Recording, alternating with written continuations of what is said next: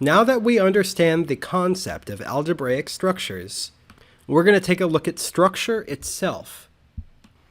Now that we know about algebraic structures, we're going to look at some that are made of numbers instead of colors or shapes. In particular, we're going to look at mod n and algebraic groups.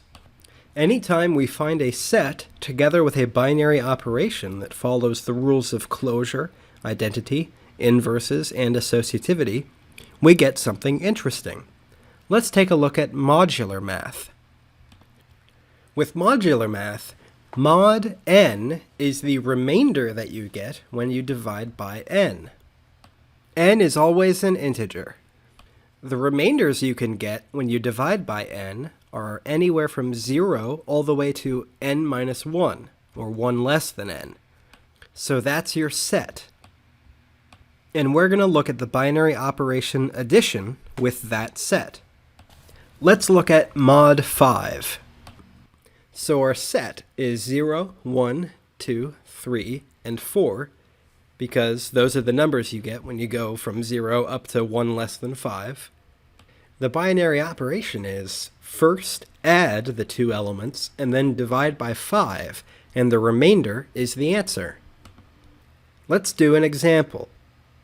If we were to do 4 plus 4 in mod 5, then you'd do 4 plus 4 is 8, and then 8 divided by 5 is 1 with a remainder of 3, so the answer would be 3.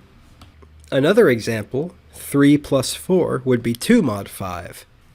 Because 3 plus 4 equals 7, and 7 divided by 5 has a remainder of 2. Let's look at the Cayley table and check for whether this set and binary operation follow the rules.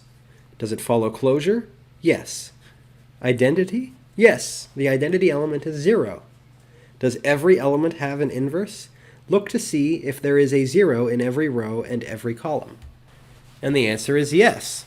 What is the inverse of 4? It's 1. The inverse of 3 is 2. It is associative. We can check it or reason it out, but just believe me, it is. We can tell from the symmetry of the table that it is also commutative. What about mod 3? The set is the remainders when dividing by 3. Closure is easy if you think about it. The answers can only be 0, 1, or 2 because of what mod 3 means. Identity? Yep. Does everything have an inverse? Yes, there is a 0 in every row and column, and it is indeed associative. This also happens to be commutative. I wonder if all sets of remainders and mod n always follow these rules. Let's try another. We're getting pretty good at checking for the rules. Let's check it for mod 4. Closure, yes. Identity, yes. Inverses, yes. Associativity, you gotta trust me, but yes. And you can see from the symmetry that it's commutative. It would seem that addition, mod n, when on the set 0 up through 1 less than n, is going to follow the rules no matter what. If we think about it, it would seem that this would work no matter what the n actually is. Let's look at multiplying mod n. Instead of all the remainders when dividing by n, we're now going to look at all the non-zero remainders and see if our rule holds. Why do we exclude 0?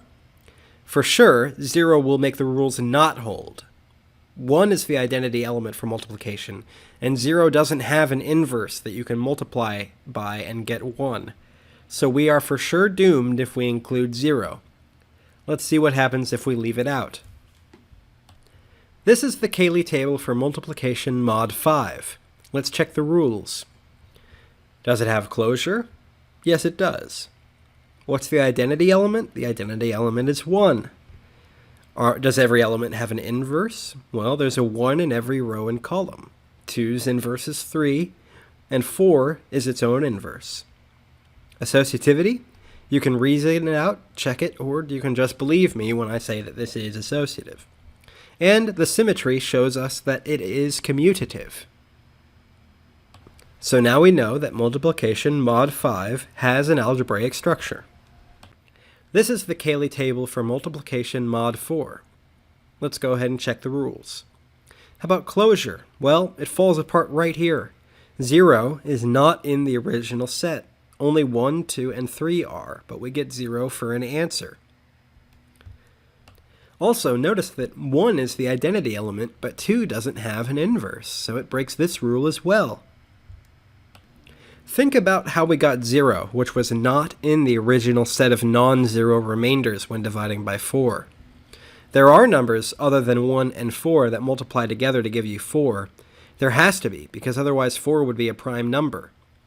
The definition of prime is that a number's only factors are 1 and itself. So it makes sense for any multiplication mod n where n is not prime, closure is going to fail.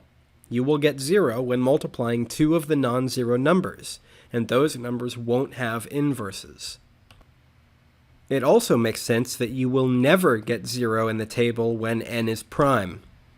It also turns out that multiplication mod n always follows the rules when n is prime and never follows the rules when n is not prime.